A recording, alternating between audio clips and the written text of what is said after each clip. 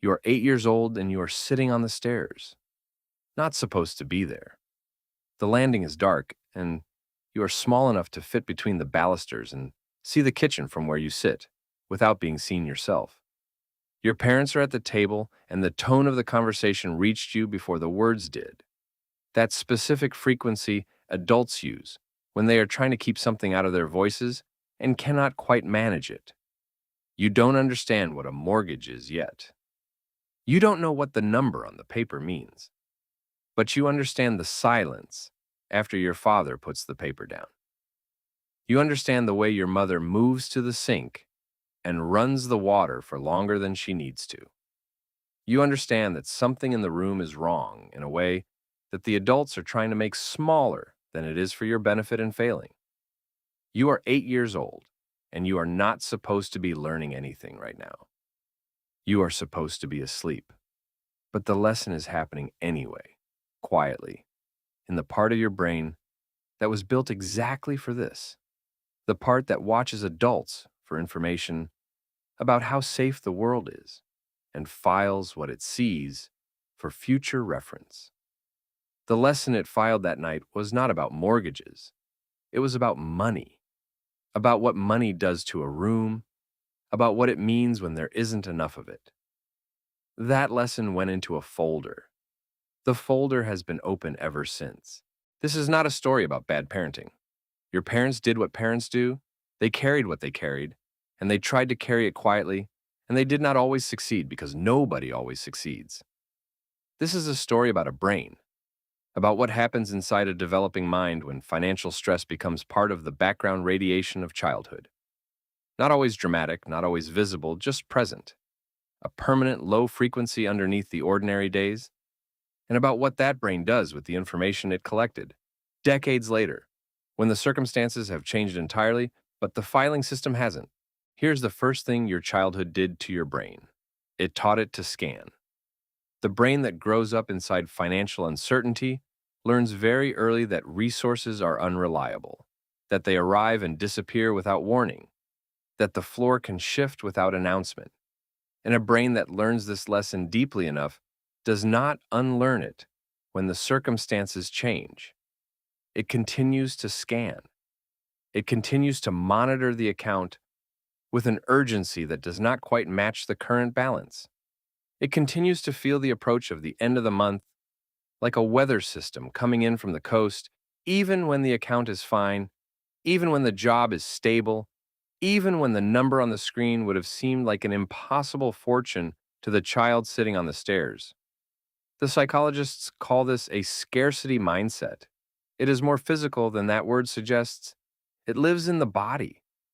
It shows up as a tightness when someone asks to split the check unexpectedly, a low-grade vigilance that never quite powers down, a difficulty trusting that the current stability is real rather than simply the calm before the version of the paper on the kitchen table that this month has been building toward. You are not anxious about money because you are bad with money. You are anxious about money because you were trained to be, by a perfectly understandable set of experiences that your brain interpreted, correctly at the time, as information about how the world works. Here's the second thing: the scripts. Not the kind you read, the kind that run. Every person who grew up inside financial stress came out the other side carrying a set of beliefs about money that they did not choose, did not examine, and in many cases cannot articulate because the beliefs were never formed in language. They were formed in observation, in the way a parent's face changed when the subject came up, in the thing that was never said out loud but was always understood, in the purchase that was never made and the explanation that was never given, and the gap between what the family had and what the families on television seemed to have without apparent effort. These observations became conclusions. The conclusions became rules, and the rules run automatically in the background of adult financial decisions in ways that feel like personality but are actually programming. Money is dangerous. Money changes people. Rich people can't be trusted. Wanting more is greedy. Spending is reckless. Saving is hoarding. There is never enough. There will never be enough. These scripts don't arrive as sentences. They arrive as feelings, as a reflex that fires before the conscious mind has a chance to weigh in, as the thing that makes you put the item back on the shelf, not because you can't afford it, but because some older part of you believes, without quite knowing it believes this, that spending is not something people like you are supposed to do without consequence. Here is the third thing, and it is the one that surprises people most. Childhood financial stress does not produce one kind of adult. It produces two, and they look almost nothing like each other from the outside. The first kind holds on. Every dollar that arrives is one that might not arrive again, and so it is saved, protected, hoarded, in the old sense of that word. Not out of wisdom, but out of fear. The balance in the account brings comfort, the way a locked door brings comfort. Not because anything is actually safer behind it, because the locking is the action available, and the fear requires an action. This person is not financially disciplined. This person is financially frightened, and the frightened response happens to look like discipline from the outside. The second kind lets go. Every dollar that arrives is spent quickly before it can disappear in the way that money always disappeared growing up, taken by bills, by surprises, by the paper on the kitchen table. If it goes to something chosen rather than something imposed, the loss has a different feeling. This person is not financially irresponsible. This person is financially self-protective in a way that developed before they had the language to understand what they were protecting against. Both responses make complete sense as adaptations to the same original environment. Both are running programs written for a world that no longer exists.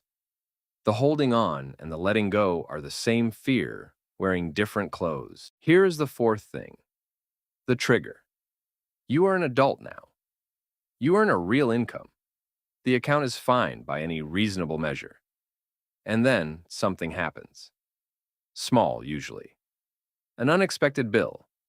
A conversation about money that catches you off guard. A moment where the number on the screen is lower than expected. And something happens in your body that is not proportional to the thing that just happened. The heart rate does something. The jaw does something.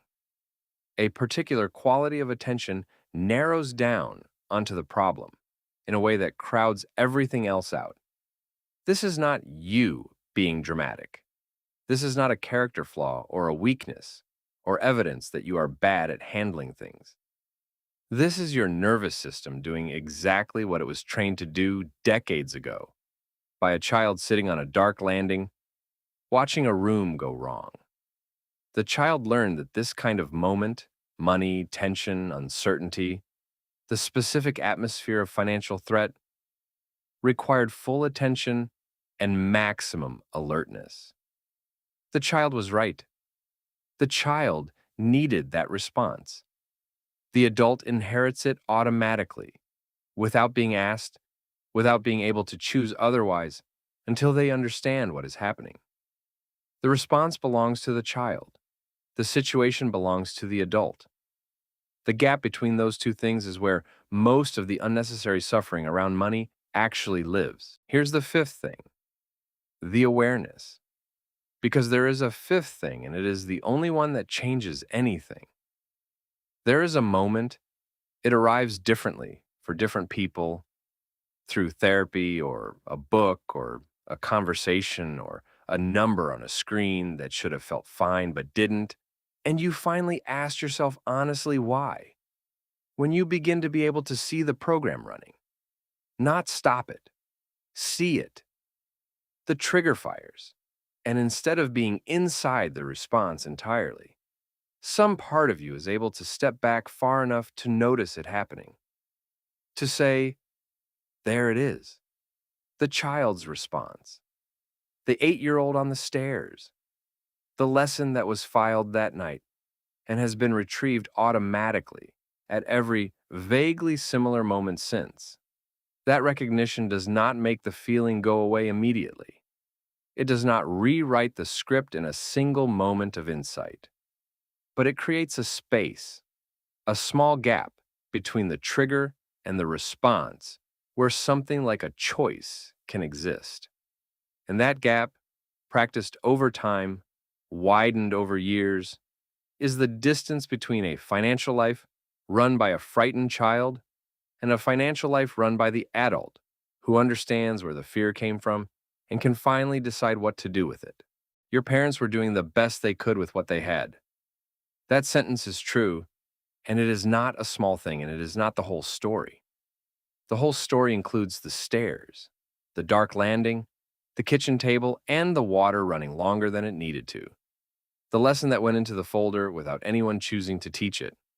Your parents did not give you a complicated relationship with money on purpose.